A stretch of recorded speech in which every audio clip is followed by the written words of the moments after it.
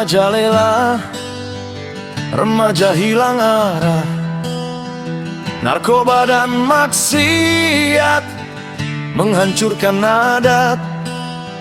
Syamsur Rahim berteriak, suara dari hati, Sumbar dalam bahaya, masa depan kami menanti. Adat dan agama mulai mandul, jika diam saja semua hancur.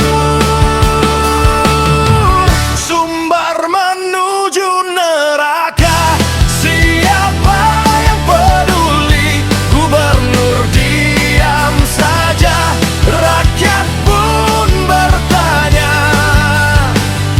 Adat dan syarat harus kita jaga,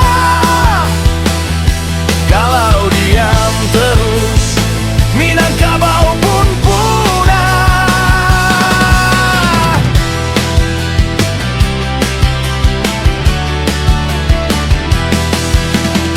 Penambangan ilegal, hutan rusak parah, rakyat cuma penonton, harta alam lenyap.